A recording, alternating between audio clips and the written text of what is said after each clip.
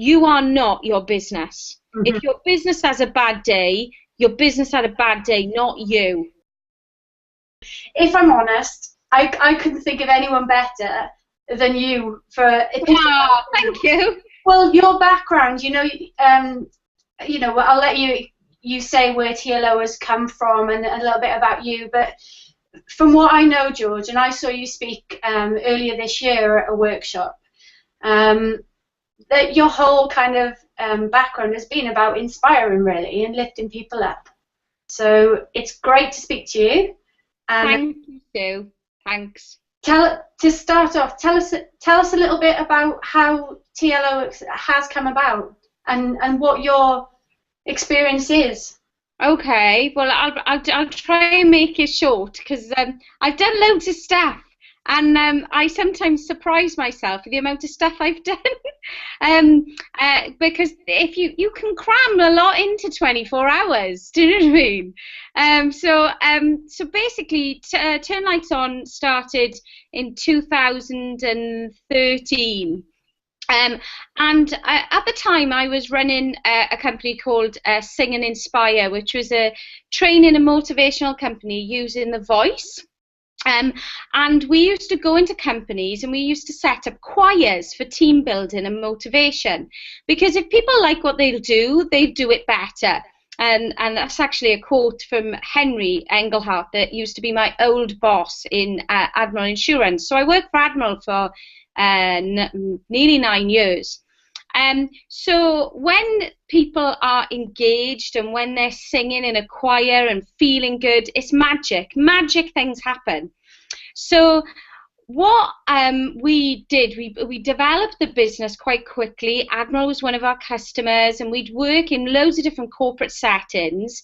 And some organisations wanted the experience of Sing and Inspire. They wanted the energy.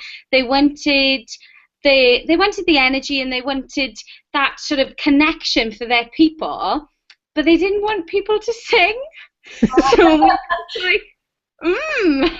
So in business, you can either go, all right, well, we don't do that, or you can go, well, I tell you what, I don't know whether we're going to be able to do it, but let's see. So I developed some engagement packages that didn't involve singing, that had things like connection, energy, and all this stuff using in a corporate setting, which was really risky at the time, and working with people. And what we realised that being in the now and being more connected to people and really sort of being in the here and now with people helped people with presentations, with sales pitches, with dealing with difficult customers, with all these challenges that are in a corporate world. So that sort of carried on, and I developed some of them courses. I worked for, I did a big program in T-Mobile, worked in GE, and worked in Admiral, and various other sort of corporate settings and companies. And then I decided to write about it and write about what I thought this term, turning your light on, was. And it was a term that I was using quite a lot as well. I was saying to people, turn your light on. And it was just something that was just in sort of bubbling, really. And then I started writing the book, and then I realised this could be potentially bigger than what an idea that I thought. I thought it was just going to be a book. I thought, no, this is a movement, this is a mission, because weirdly enough, I'd say to people, I want to start this thing about turning people's lights on to get people in the moment, and the more people are in the moment with you, the more connected you are. And people were just saying, oh my God, I need to give that book to my husband. He never listens to me. He's never in the moment. He's always thinking about something else, and he's always interrupting me. Oh, I need to give it to my kids because they're always on their phone. And I just thought, wow, there's an appetite going on here. And then yeah, so that's how Turn Lights On happened, really. So from saying yes, really, I think saying yes is something that I tend to do a lot, and then sort of cry in the corner then, thinking, oh, how am I going to do it? How is it going to work? But the yes bit. George, how much you mentioned then about, the corporate side of it and the corporate world, and if you're going back that far, That must have been a bit of a struggle because the corporate world was very regiment back then. You know, I think it's opening up to newer ideas around mindfulness and different ways now, but it must have been really difficult to get that through to yeah. Because the thing is, with organisations, ultimately, if you put anything on a budget, and the good thing, because I've been an operations manager and I had a senior management background, I can sort of talk, I'm fluent corporate, I can talk corporate. So because you can talk that language, ultimately, they're not going to give me money if I can't make a difference to their business results. That's the most important thing. Because I wouldn't give me money if I wasn't going to make a difference to their business results. Because you've got to see it that way. So we quantified a lot. We tried to make sure that we could say, right, okay, so Jim has been singing for 6 months, and these are Jim's results. Or looking at results of... it was a lot of it to do with testimonials, a lot of it would do to anecdotal evidence. So I felt more confident going for the job, and then I got the job. Or getting amazing testimonials from people saying sort of, when my manager had the training with Sing and Inspire, she was different with me. She was nicer to be around and all that sort of thing. And the thing is with corporate environments, the whole idea of the way that organisations work is very based on Victorian values. And Victorian, like, all about the clock. And ultimately, now, you pay for talent, you don't pay for time. We are moving away from this time thing. There's more flexible working. I was at a conference yesterday all about digital and how we can use digital technology to have much of a healthier work-life experience, really. So companies have realised that they must do something to help long-term sick, to help disengagement. I heard a statistic yesterday that 86% of the people in the UK are disengaged at work. Wow. 86%. That's telling me there's 86% of the people that work for organisations in this country can't be bothered, because that's what disengagement means. It's like, nah, I don't mind. If you turn it on its head, what you're really saying is only 14% of people actually want to be at work. Wow, look at that. which is pretty scary. And it's interesting you say about the people are starting to recognise that they're paying for talent and not time. I was reading something really recently about Netflix and Netflix's holiday policy, and Netflix don't monitor annual leave. No, Virgin don't as well. No, well, Virgin stole the idea from Netflix. Oh, right. So it was something of Richard Branson's that I was reading. It was one of his books where he was talking about it, and he said he'd seen this thing and he was trialling it in some of the Virgin businesses, and if it works, ultimately he'd like to roll it out to all of the Virgin businesses, but he's still in the process of slowly doing that.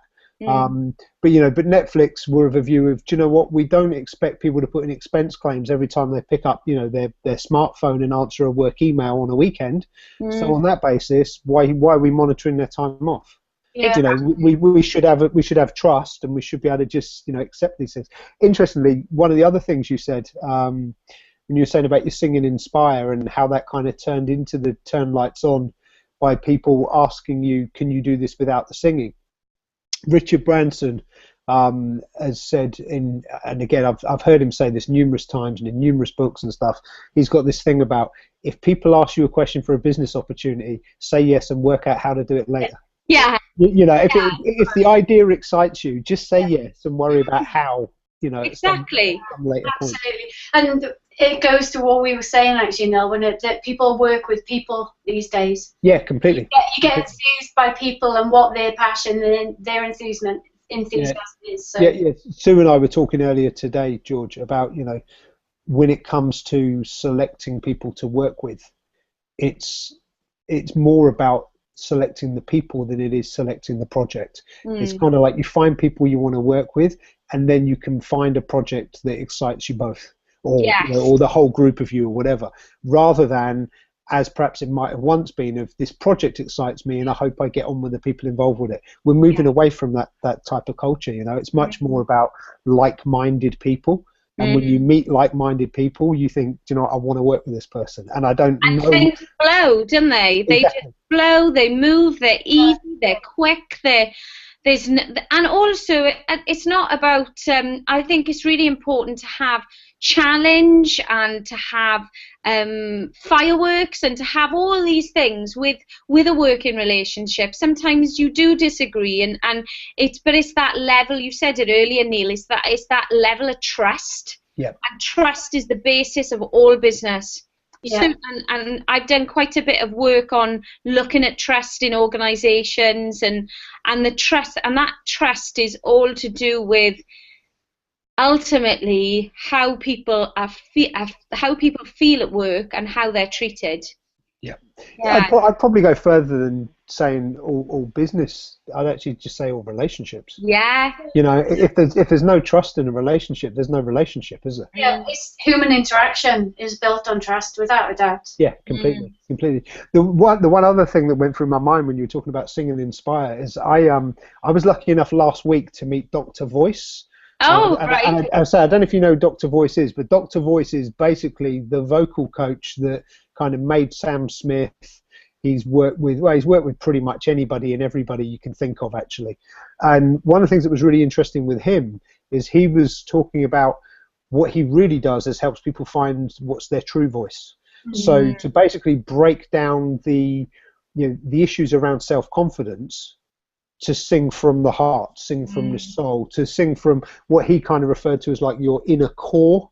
Yeah. Your kind of inner core your voice. Natural voice. Yeah. So rather than the how am I going to sound, maybe I'll be a little bit cagey here, just like let the whole thing come out naturally. And it was just really interesting listening to him speak about, so much of what he does really is about motivation and inspiring people and helping them change their beliefs. And that in turn is what then frees up the voice and lets them sing better. It's not, he's not a la la la vocal coach. He's a voice coach where he's helping you tap into the true you and bring the voice out. And it was really, really fascinating to hear his approach. But it kind of tied up with what you were talking about a little bit there, albeit from a slightly different angle.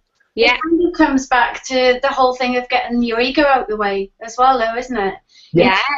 Get over your ego, get that out of the way, and sing or speak your true voice. Because until you do that, you're not going to enthuse or turn lights on, George, with other people. Yeah, definitely.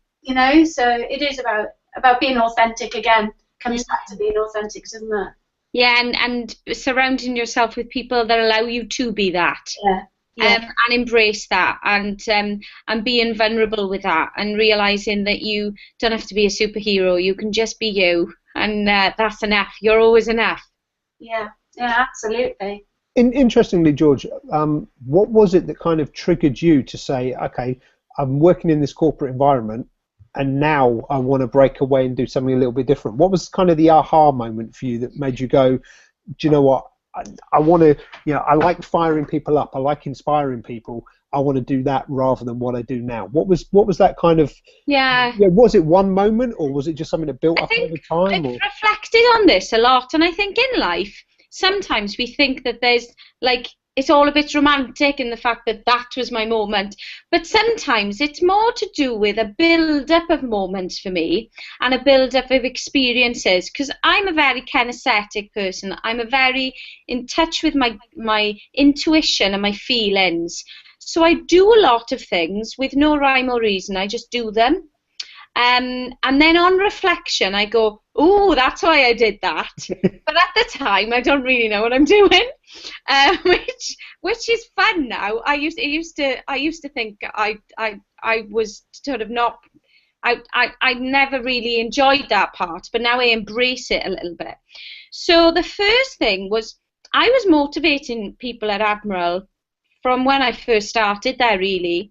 I was a salesperson on the phone, so you're ultimately motivating the customer to sort of purchase your product, and you're selling insurance. It's not very sexy. It's insurance. And if you're doing telesales, you're having to motivate yourself as well, right? Oh, lots of people are saying no all day long. Yeah. So being attached to a wire for 7.5 hours a day is intense. Yeah, and the phone gets heavier as the day goes on. Indeed. So, so that was the first one. Then I developed into management. So then you're motivating people all the time. That's what you do. Like a good leader, it leads for the people. Just literally, I went to work and I was serving my people every single day. And I was singing. So before Singing Inspire, before Admiral, I was still doing the odd bit of singing, and I was singing teaching as well. But I never thought I was good enough to be a singer, because I had really bad stage fright, and that was the reason why I went to work for Admiral, because I couldn't really deal with the nerves and deal with the self-doubt, self-loathing, all the horrible stuff that comes with not having enough confidence in your own voice. So when I was in Admiral, if you have got sort of a need to sing or a need to be creative, he'll never let you go. It's sort of like a curse. So it was really. I turned 30, and it's a time in your life where you go, oh, what the meaning and all that. What am I doing? And all this sort of thing was in my head. And then I thought, I'm going to do something more creative. So I upped my singing teaching, and I went part-time in Admiral to, I think it was something like 3 days a week. It was 3 days a week. And I found that wasn't really working, because when you're 3 days a week, you just feel guilty. You feel guilty when you're in work for not being in work all the time, and you feel guilty when you're out of work because you're not in work. So, and especially in a management position, everything seemed to happen when I was off, to not so much my team, but just like happening in the business and whatever. So I decided to go on a career break. So I went on a career break, but also before I went on the career break, I did a television program, and I joined a choir. And in the television program, television program was called Britain Sings Christmas, and it was 10 celebrities, Joe Brand, Kim Wilde. There were some big names in it, and it's done by David and Cary Grant, who I actually met at an Admiral party. So I met them at an Admiral party and said, oh yes, I'm a singer, I'd love to come and have a lesson with you. And they said, yeah, come and have a lesson. So I had a lesson with them, and they said, we're doing this thing in TV, would you like to be a part of our choir? And I was like, yeah, hell yeah. So Admiral were amazing. They let me have some time off work. So I was in this television program. But it was a choir. Never been in a choir in my life. Never wanted to be in a choir in my life either, if I'm completely honest. But I had the most amazing time. And my relationships are still friendly with some of the people in the choir. And this was, 2007. So then I had the career break. And then the idea of singing in work, singing in choirs, that sort of Inspire choir came into my mind. And then I approached Admiral and said, I've come up with an idea, give me 30 people, and let's see if singing makes a difference to business results. And then it went from there. That must have been an interesting day, George, when you geared yourself up to go into Admiral with a proposition to get people singing. You know, that for me, that's guts, and that's believing that you knew that singing as an art would change people. Yeah, and I think it's more to do with the kind of singing that I wanted them to do, and the kind of singing is about energy and connection and movement and really going for it and really connecting, because I used to sing in a soul band, so there's the kind of music that we wanted them to sing, like Motown, soul, all that kind of funk stuff that you really feel. Yeah. But just to talk on that too, I think a lot of the time, I think looking back in my career and looking back at my life so far, it's been, some of my opportunities have been really made so much easier by knowing such great people. So the person that I went to pitch my idea about the choir was someone that I'd worked for a long time, someone that I respected, someone that would listen, someone that would give me the space to be vulnerable, to go, oh, I've had this idea and I don't know whether it's going to work.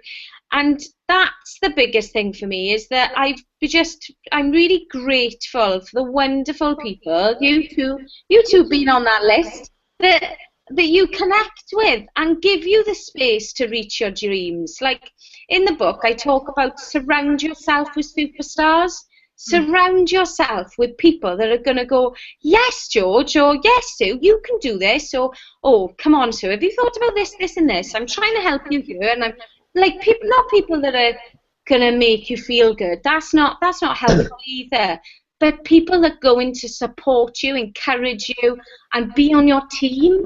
And I think that was one of the biggest benefits for me, was that the HR department was on my team from the start. And it wasn't, I still had to prove my worth. I still had to, because ultimately they weren't going to pay me for nothing, but they give me the space. And I think we can all do that for people. I think we can all, and again, that's what Turn Lights On is about giving people the space to be brilliant, giving people the space to shine.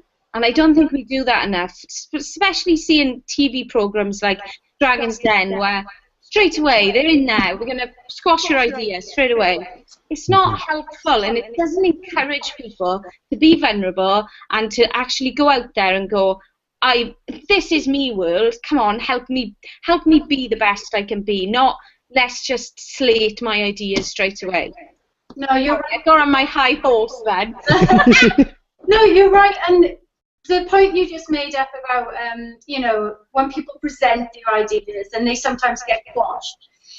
Ideas change, and you've got to be malleable in this world. An idea you might have now, it completely reforms and changes, not just in time, but with the good people you meet. Yeah. It morphs and it becomes something better and bigger and different, and more people get involved. So it's not about that one moment and that one idea. It is supporting that person, isn't it? And seeing their idea being something that could spark off and go further. So that's a really good point. Yeah. Well, it's also that thing that Steve Jobs said, wasn't it? The people that think they're crazy enough to change the world are the ones who usually do. Yeah, absolutely. They say as well, talking about the people who are around you, isn't there a quote? You're basically the sum of the 5 people you spend the most time with. You're the average. Yeah, you're the average. And there's actually been a lot of research done into this, that if you look at the salaries of the 5 people you spend the most time with, you earn the average of that. Oh, I'm going to write that down, Neil. Yeah, so basically, if you want more money, hang out with people with more money. Yeah. If you want to get better at something, hang out with the people who are already better at it. Yeah. If you think about, I don't know, think about you want to go and have tennis lessons. You're going to have tennis lessons, and you have those tennis lessons from somebody who actually you're already better at tennis than they are. Who's going to learn? But you go find someone to play tennis against who's better than you.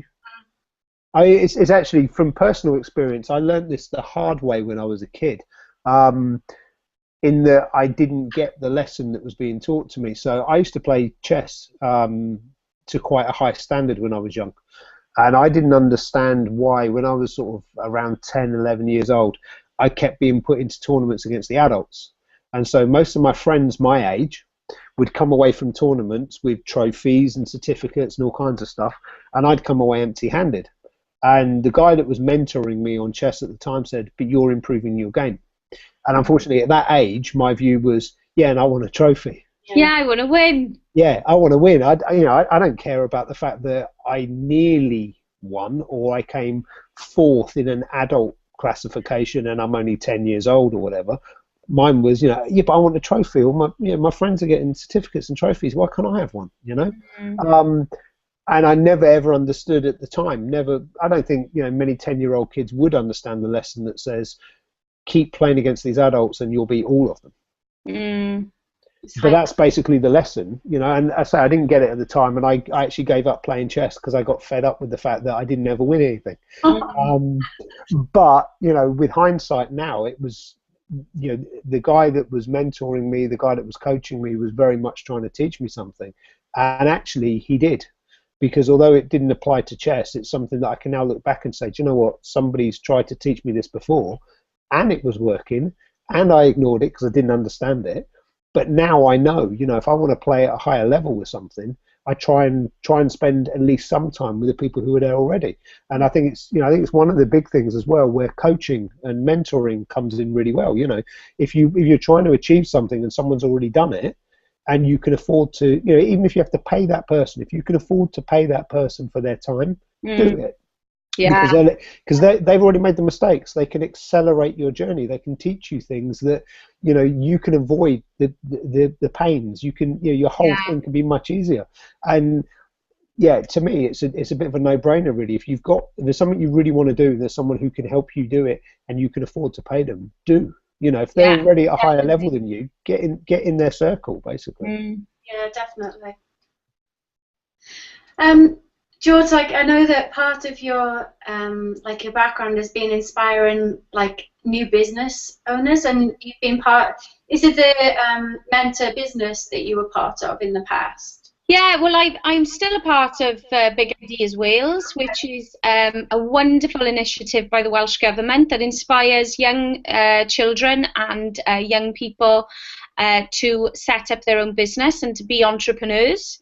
And I go into schools and colleges to speak to children, and one of the first things that I say is, hands up who's parents or carers, whoever you live with, hands up who likes their job. And probably about 1 or 2 hands go up, and I say, is that all right with you? Do you want to sign up to that? And they just go, no. Well, what do you want to do then? And I do this exercise with them, right? And I do this exercise, and I say what I do, and I say, well, I said I'm dyslexic, I've got 4 GCSEs, I haven't got a degree, and I'm not academic at all, and I didn't go to university, but I know what my currency is, and I know what I'm good at. So I've looked at all the things I'm good at, I've learnt and done a lot of self-development myself, and I've made a business out of what I enjoy and what I'm good at and what my currency is. So what do you enjoy? So then we go around, and it's always the most random things. It's like video games, that's the usual one, but food and certain songs and whatever, and then hobbies and sports and all different things. So they write down all the things they enjoy, and then from that we say, right, okay, they're all the things you enjoy, let's do a business with them. And I always say, let's have a what if mindset. I said, I do not want you to be realistic. Why would we want to be realistic? Because realism isn't going to get us anywhere. Realism didn't bring us the internet. Realism can't get us on a plane, or all the amazing things that we can do now in 2015. So I get them to be unrealistic, and then the ideas and the flow goes. And I remember one time there was this girl, and I was in a school, and some children in class, they see me and they just disengage, because they sometimes might not think I might make it sound a bit easy, and they just think, oh, this is rubbish, and they're just like hands on the desk and whatever. And this girl, she was I can't say she was that engaged. So I said, right, okay, what do you enjoy? And on her page was Jay-Z and Beyonce. I said, okay, cool. I said, I like a bit of Beyonce and a little bit of Jay-Z. That's fantastic. Right, okay. So how could we make a business with Jay-Z and Beyonce? How could that be a business? And she's like, oh, I can't think of this. And I said, right, what I'd love you to do, because I know you can, I've seen you, and you've got something in you. I can see it. I can see this spark in you. Just give yourself a break and just see if you can just chuck a couple of ideas down. So I left her for a bit, and when I was talking to her, I was really ultimately turning the lights on, really being in that moment with her, looking in her eyes and just giving her the space to be brilliant, giving her the space to listen to her and say, whatever you come to me, whatever these ideas you come to me, I'm never going to laugh at you. I'm not going to think they're stupid. I said, I make people sing for a living. Do you know what I mean? Like, so what can I say? So she came up with this idea, right? Which was a Jay-Z and Beyonce finishing school, which you go to school, finishing school where you learn how to talk like Beyonce, flick your hair like Beyonce, sing like Beyonce, dress like Beyonce, and then they're like the same for Jay-Z. And I just sat there and I thought, in LA, somebody would pay for that. Somebody would pay for it. And I give her a lot of praise, and maybe she's not going to start a Jay-Z and Beyonce school, but it's not about that. It's about saying, right, okay, let's listen to these ideas. Let's really encourage creativity in our schools. Let's not have this right and wrong attitude, and let's just have this play in business, play in life, and play in schools, really. So yeah, that's the kind of stuff that I do, and I often sort of help people with ideas generation. I've worked a couple of times up at the ICE Centre in Caerphilly, which is an amazing innovation centre, and I sort of coached my friends on their business. I'm always coming up with business ideas and sharing them and giving them away and stuff. So yeah, it's just about ideas, because if you're passionate about something, and you're both a testament to this, if you're passionate to something, why can't you make money out of it?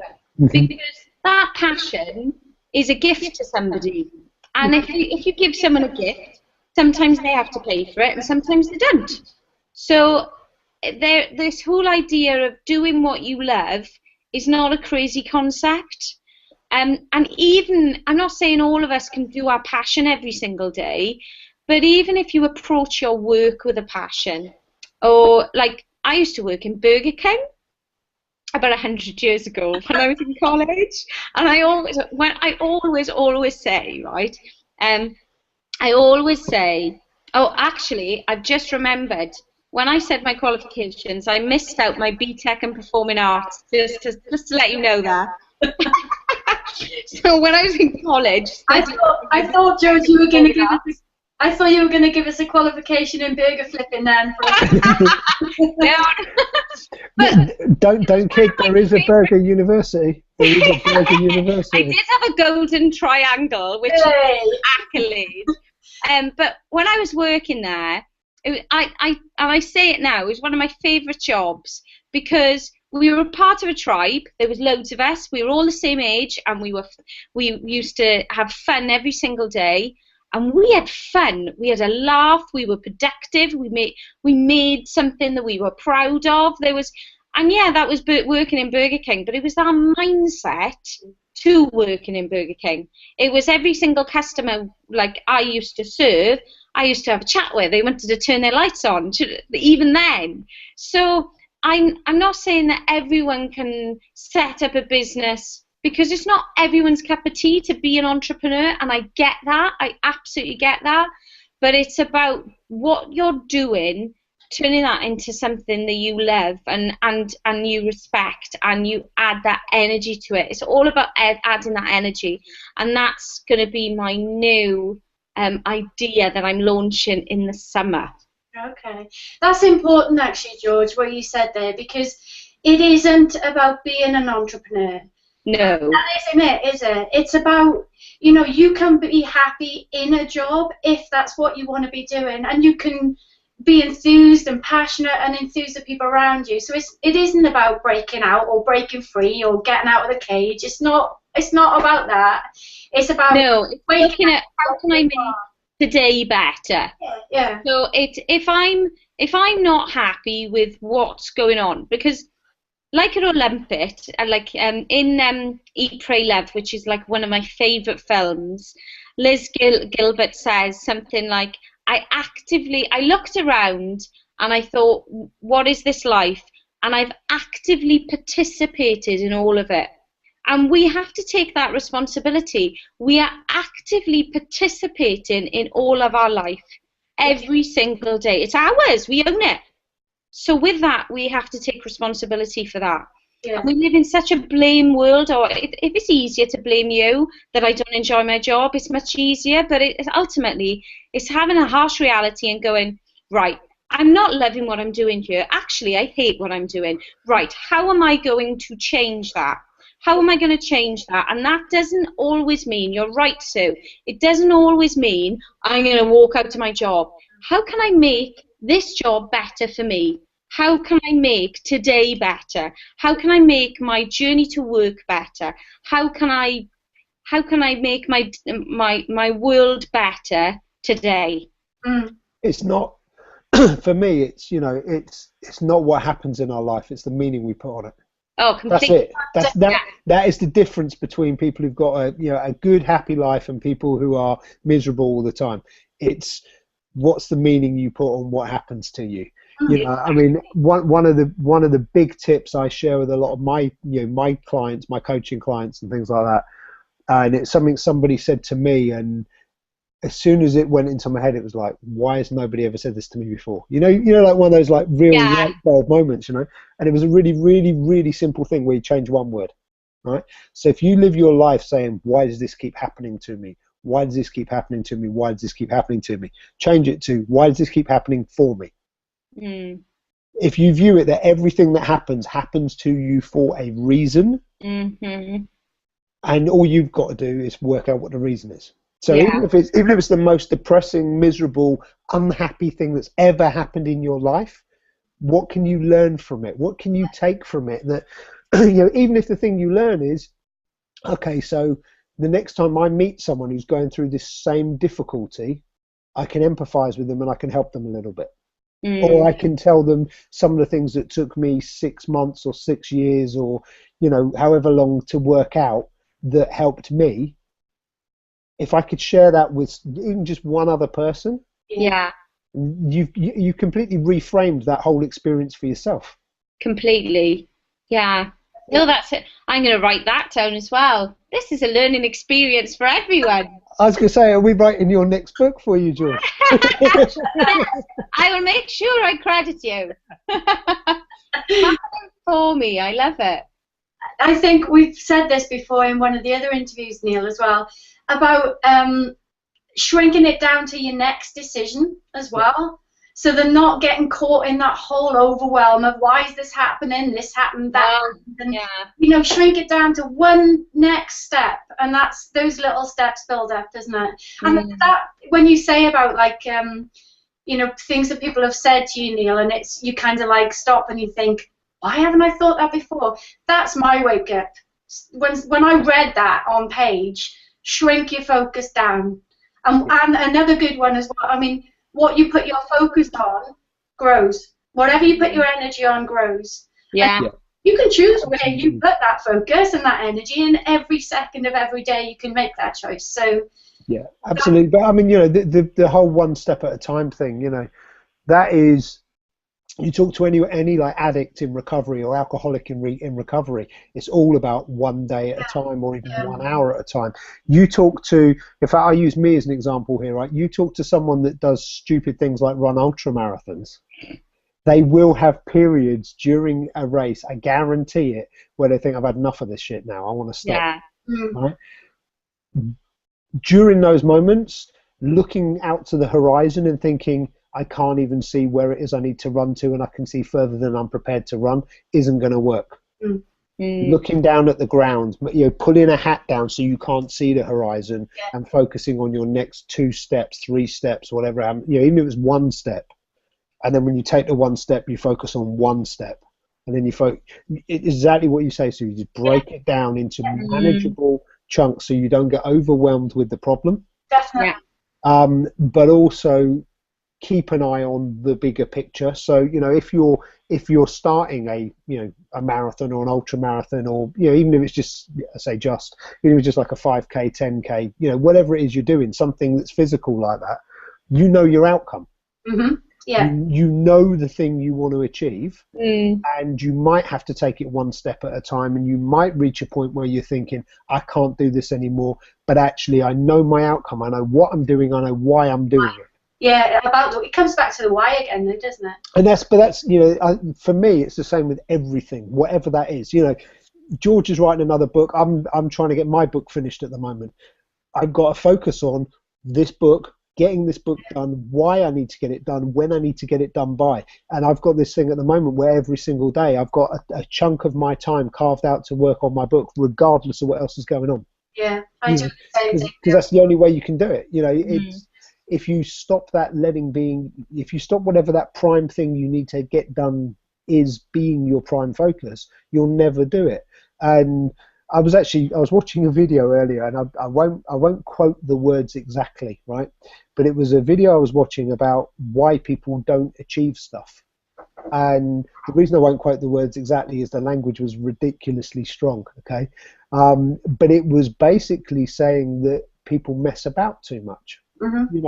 So they don't commit, and they don't give it urgency. So the example that was given was, people want to maybe maybe they want to launch a new business, so they go on a training course, and then they decide, I still need to learn something else, so they go on another training course, and they go on another training course, and they go on another, and 3 years later they've got 12 new qualifications, and they still haven't launched the business.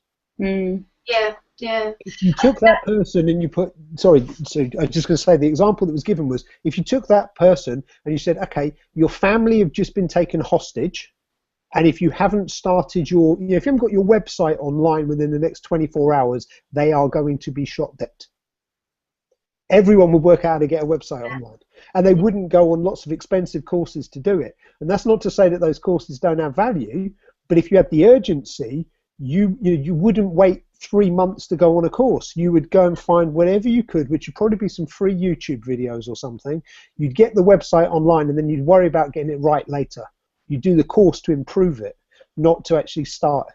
And that's the difference, And the language in the video I watched was quite horrendous, and I can't use the exact quotes, but to me it was a really, really valid point of, why is it that people procrastinate so much? Yeah. I think with the stuff you're doing with Turn Lights On, George, it is very much about just go and do it, isn't it? It's very action led, really, because I'm very action led to sometimes my detriment, if I'm completely honest. I've luckily enough got a member of staff on my team now. I've got someone who's working full time with me, Matt, who lives he is Turn Lights On. He is so Turn Lights On. I love it. But he's organised and practical and so where I'm very much, let's do it today. And sometimes you can't do things today because you do need to plan it. They need to be at a certain time.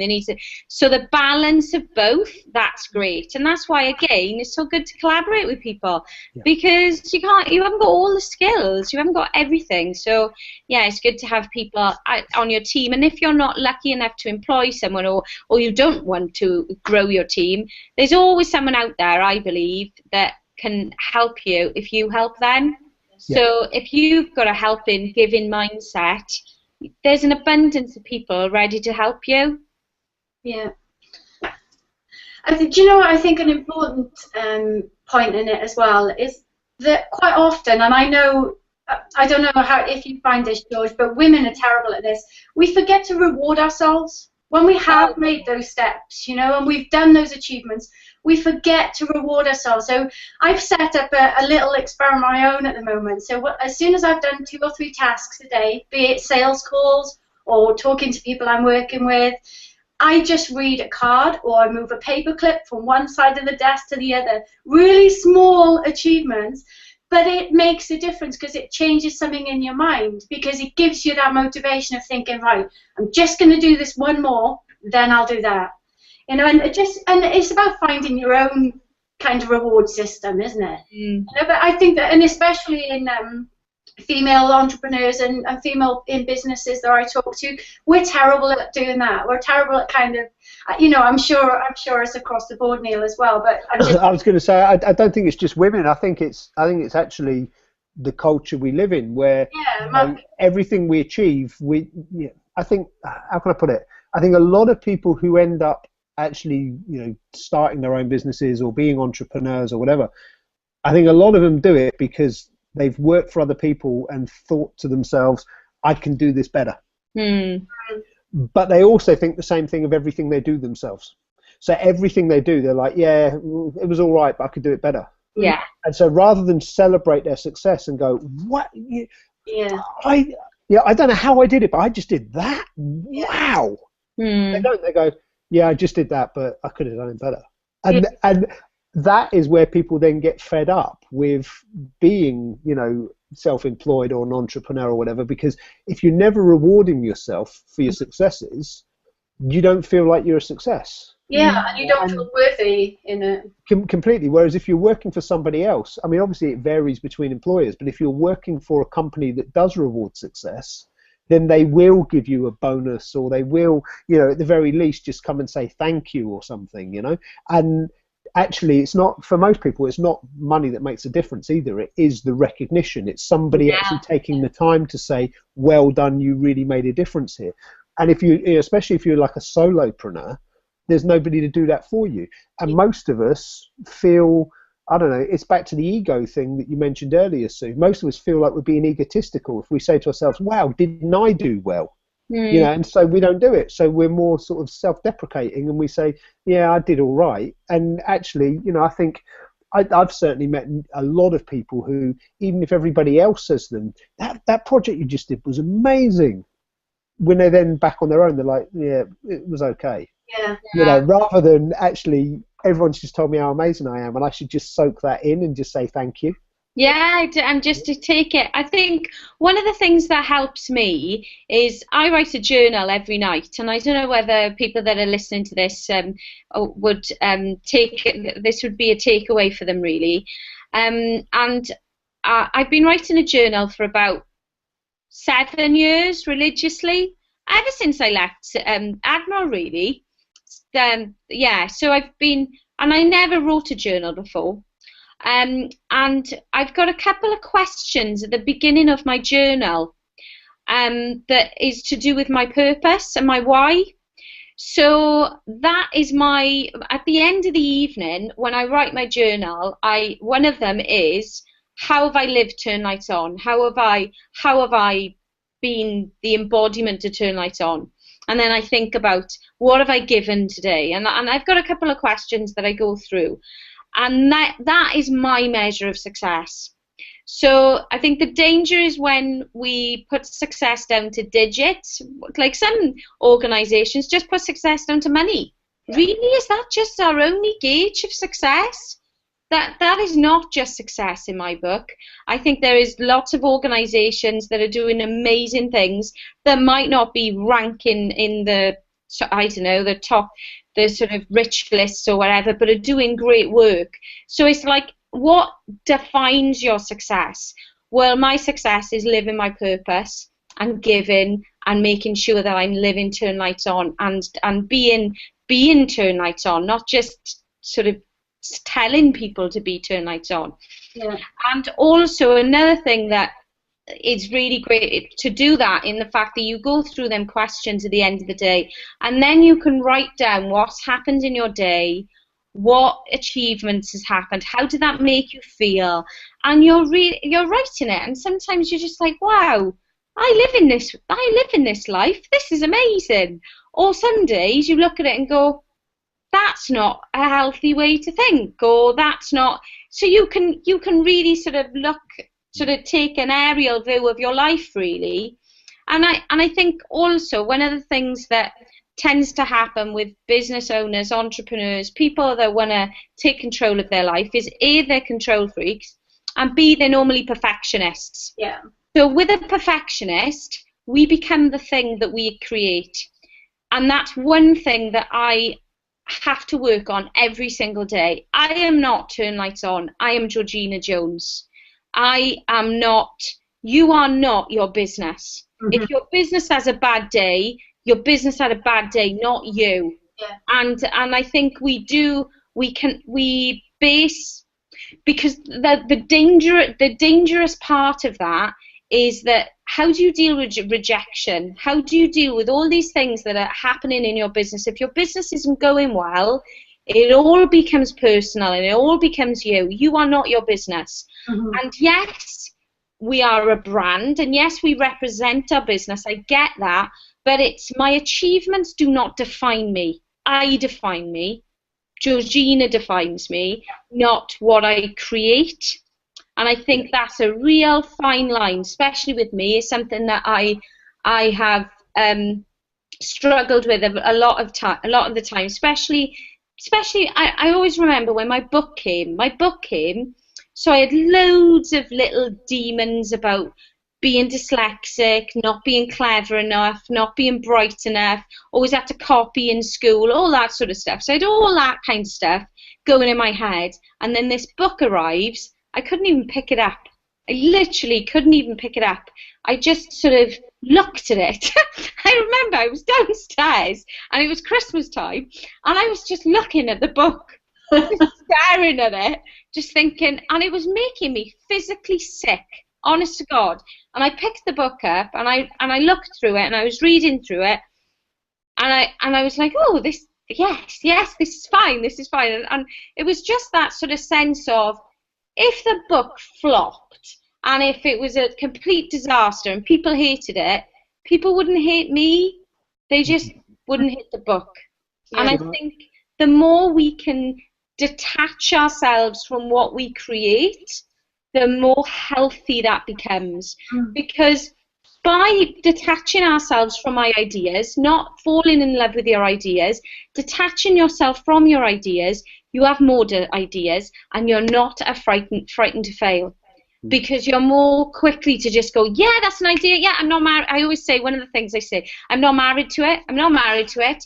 Tell me if it's a good idea or not. I'm not married to it, because I don't want to be a part of I don't want what all these things I create, a part of my sense of self. My ego has to go to sleep then. It needs to walk away from what I do. Does that make sense? Yeah, completely. Absolutely, George. I mean, I think there's a couple of things, again, in what you've said there. The first of which is the journaling thing. So I have a book that I keep by the side of my bed, which is my gratitude journal. And every single day I make sure I write down a minimum of 3 things that I'm grateful for that day. And some days that's really easy to write and I can write pages and pages.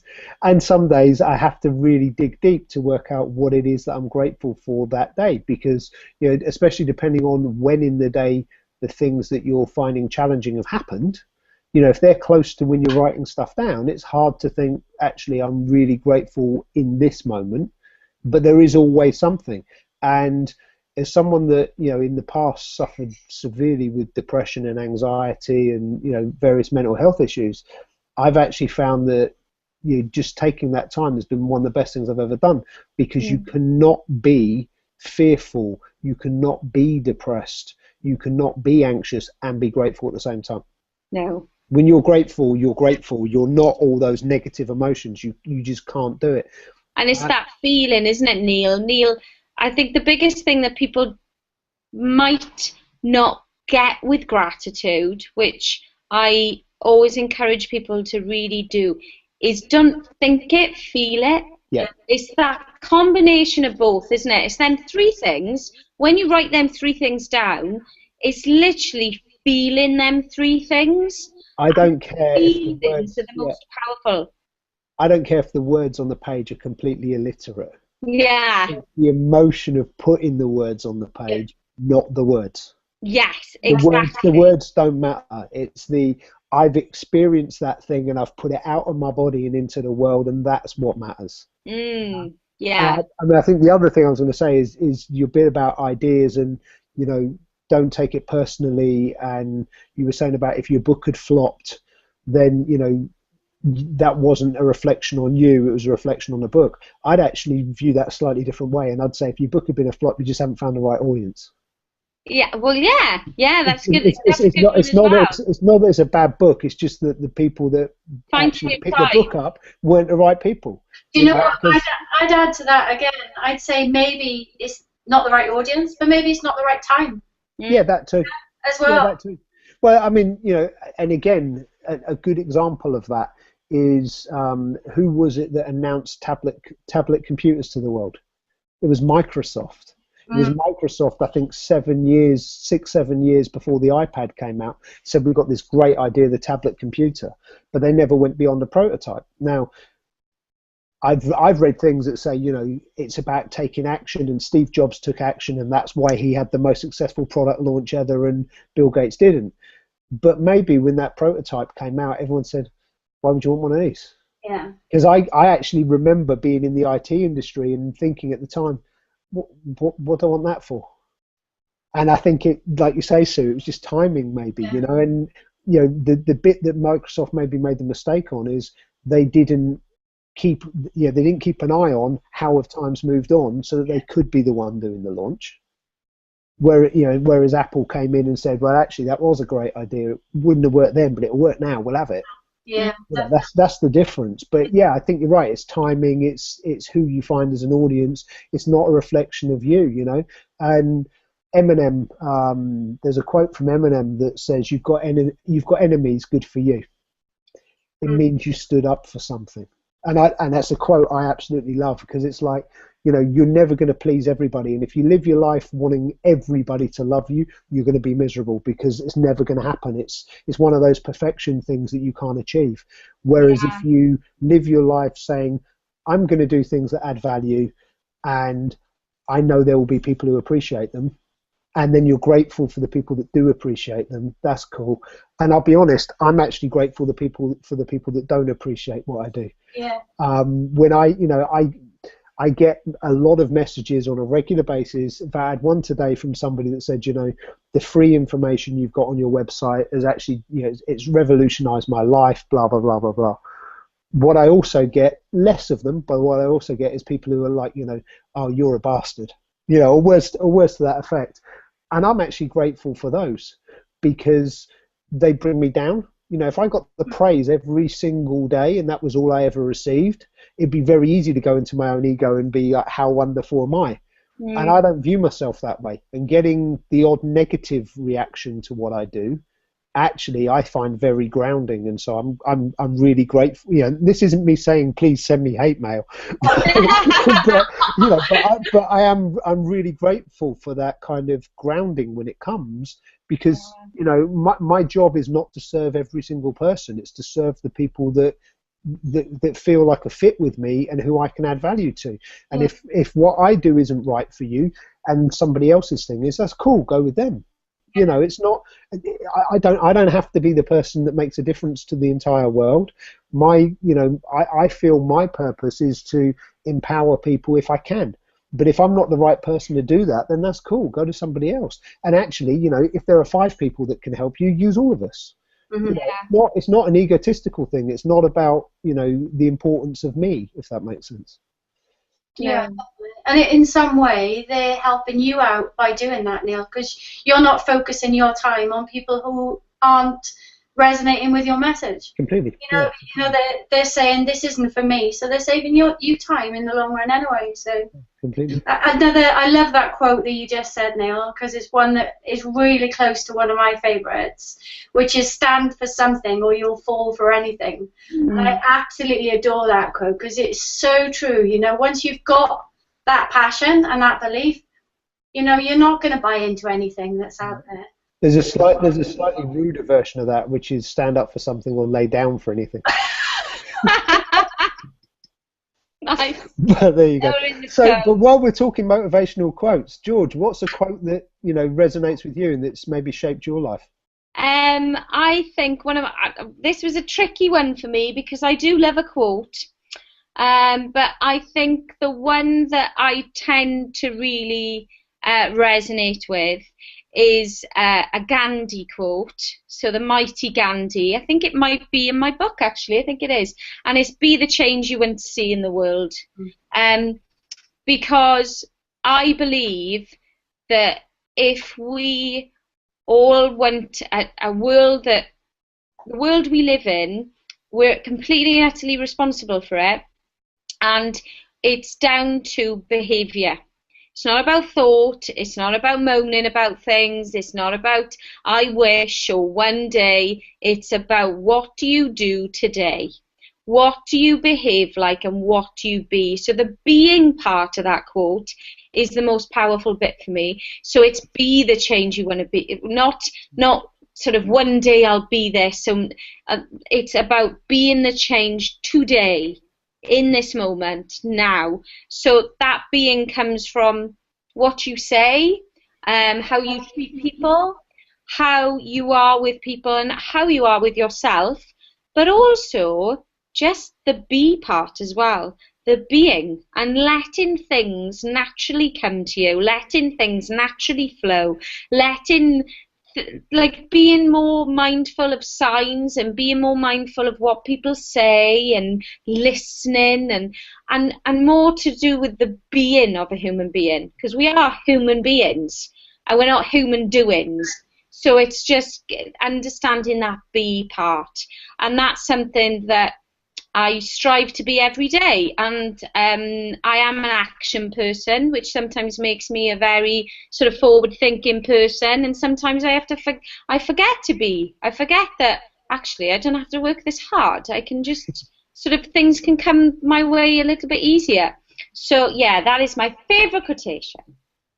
And so just to paraphrase on that, what you're saying is be the change you want to see in the world, not talk about the change you want somebody else to go and make happen for you. Yeah, or say about all the things, like highlighting blame of all these people that aren't being your change. Just be the example. Just Yeah. be the example, and then other people will see your example, and then the behaviour breeds behaviour.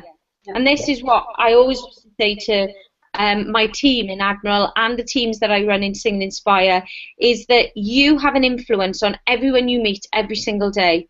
We leave an energetic fingerprint wherever we are. Wherever we are, whether we're going to the shop, whether we're going to see our family, our friends, anywhere, we are leaving a little bit of us. So what you want to leave?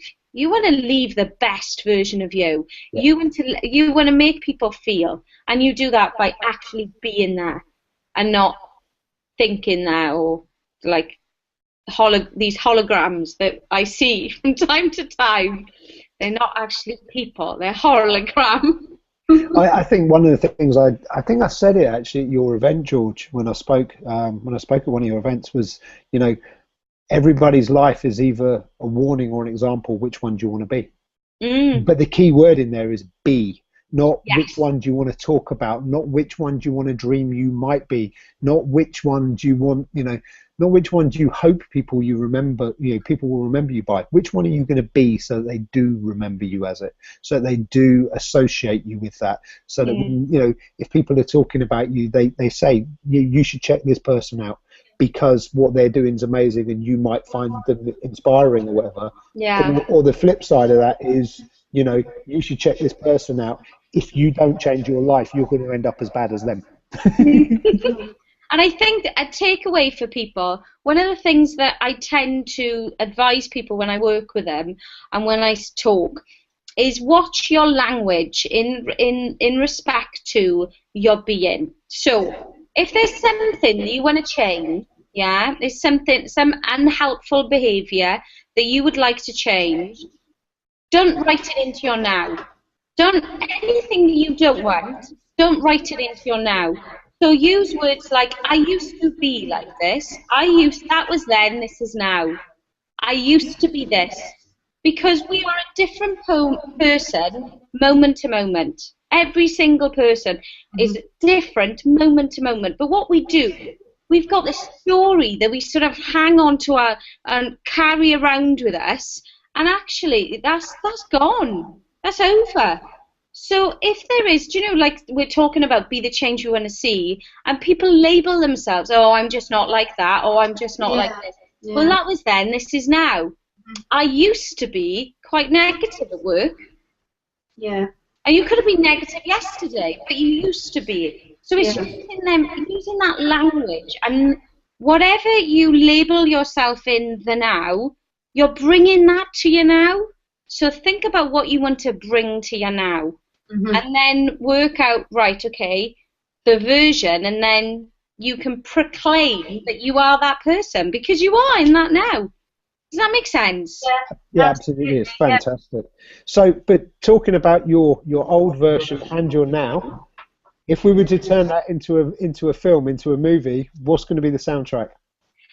Right, okay. This again was a very tricky one, and I really struggled because I wanted to think of a song that I liked, and there wasn't any of them that I thought, no, I'm clutching at straws there.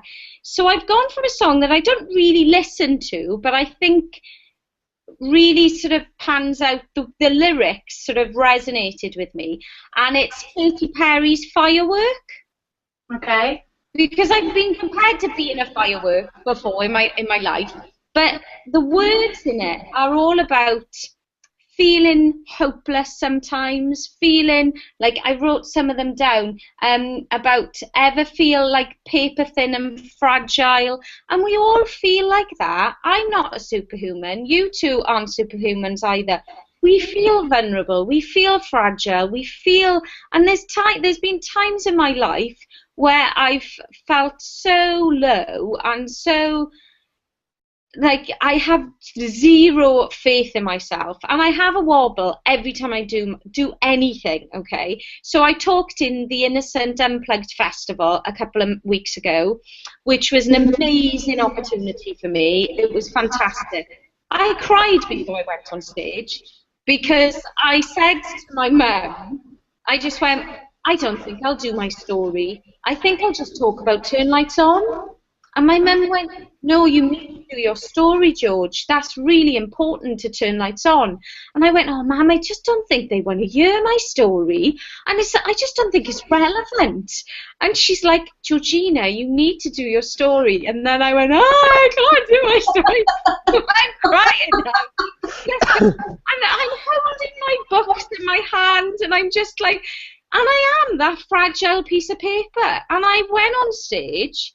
I did a really good job. People were really motivated afterwards. And this guy came up to me afterwards, and he just went, that was amazing. He said, I'd love to stand up on stage and talk about things he could talk about because it really resonated with me. And I went, oh, you should have seen me beforehand. I was terrified, absolutely terrified. I was crying before I went on. And he didn't believe me. And I really had to convince him. Because this version of Georgina Jones, the person that's on stage and the person that does her talks and her books and this persona that I give out, there's a lot that gets there. I am the fragile piece of paper. I am the person that self-doubts all the time and doesn't think that their work is enough from time to time. But then in the song, it talks about this igniting a light that's inside you, and it's always inside you, and it's also about your original cannot be replaced, so you are your currency. And I've always known that there's this spark in me, and I've just stood in my way a lot of the time, and I've let people stand in my way as well, and I think this story, this song, and the story in the song represents that we've all got this ignite and this fire and this passion inside us, and we can all sort of let it out if we stand out of our own way.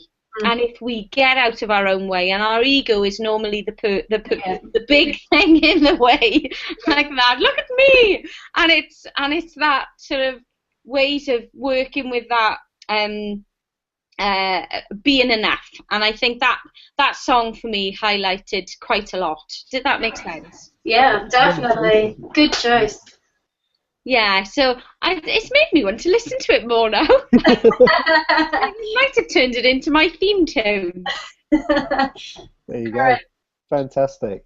Well, George, thank you so much for your time and for sharing so much with us tonight. I'm sure everybody that watches this or listens to it and is going to find it really, really inspiring, and you're going to have turned their lights on, for want of a better description. So, if people want to check you out online, where's the best place for them to go? The best thing to go is, what I tell people to do is just put Turn Lights On into Google. And then you can just get onto all different platforms then. So we're on Twitter, we're on Facebook, we've got a website. we're doing the most amazing new idea soon, which I can't tell you about today, but I'd love to share it with your readers and the people that are involved in your tribe, because I think it's going to turn their lights on. Sounds exciting, George. You've definitely left us with a little bit of curiosity now. So it's like, I'm so excited about it. I can tell you're bursting. Yeah, I am so excited, and I'm absolutely rubbish at secrets. I'm like going, I want to tell you so much. If you share it here, you'll be sharing it with a lot of people, so you probably don't want to do that. No. But if you want to drop it in an email and tell me, that's cool. Okay, well, hopefully, I will be able to let you know ASAP. And I'd love you to get involved in it as well, because it's completely up your street. Cool. Both of your streets. Okay, that sounds exciting, George. Yeah, I'd definitely be interested to see what that's about. Fantastic. Well, so yeah, thanks again for your time, and look forward to catching up with you soon.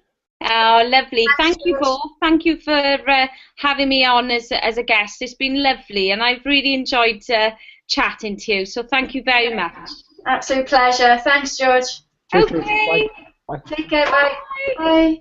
Bye.